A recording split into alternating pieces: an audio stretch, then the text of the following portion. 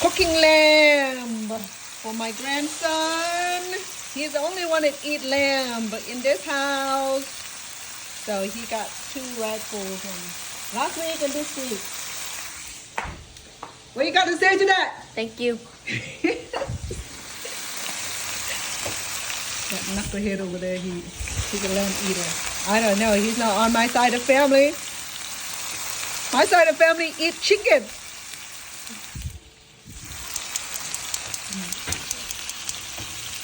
Anyway, it's a pleasure cooking. So in order to eliminate all this game meat, I tried like 5 pounds of garlic, 10 pounds of rosemary. I lied. All right, so it looks good right now.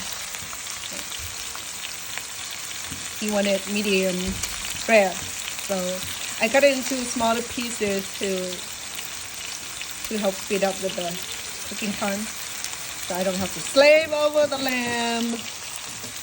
Yes. All right. I hope he enjoys this. It's Valentine's cooking for my grandson. He's my Valentine. He just gave me a big fat hug. Love you guys.